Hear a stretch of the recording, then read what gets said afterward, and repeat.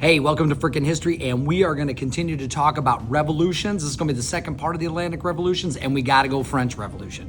You know I love me some guillotine, and we are going to talk a little bit about that because that is one of my favorite pieces of this. I don't know why, I just like it. And remember, in AP World, we're talking about causes and effects. Now, Euro, you're going to go a little bit deeper, but not here. We're just going to get the idea of causes, effects of these different revolutions. Okay, the first cause we're going to talk about is the 7 Years' War. That caused a lot of debt. That battle between Britain and France in the Americas caused a lot of war debt for the French. The next one is going to be poor crops. Because there were poor crops and they relied on bread so much, these crops didn't have the yield. It caused the prices to go way up. At one point, 30 days worth of wages would be equal to one loaf of bread. There were a lot of people going hungry. When people got hungry, they got very discontent with the King Louis XVI, and so they felt like they weren't being heard, so they were very disgruntled. The other thing to think about, this all pins around the American Revolution. The French saw how they were helped by the French, the Americans were, to creating this new society, this new government, and they were inspired by that. A government by the people that's not through a monarchy. Now, one of the things it leads to is the Reign of Terror. This is where we're talking about, oh, you know what I'm talking about.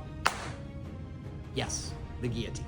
And in essence, that was used during the Reign of Terror. So one of the effects, the Reign of Terror. Be an idea during this reign where the guillotine was being used.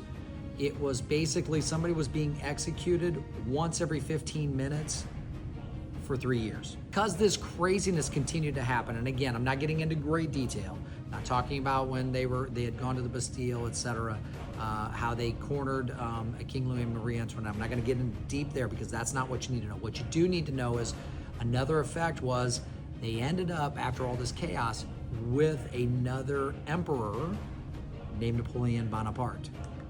He ended up with Napoleonic Wars that would eventually really do end the French by 1815. However, Robespierre and his friends, they did do something right with the help of Thomas Jefferson, of course. And what that was the Declaration of Rights of Man and Citizen. That's a document that you need to know about the French Revolution.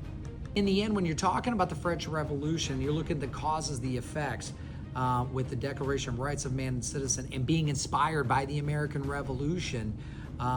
They went from a king to having the king beheaded to the Reign of Terror run by a committee until eventually all the chaos led back round to a controlling authoritarian in Napoleon Bonaparte. Don't worry, the French still had a few of those colonies out there, and we're going to talk about that next.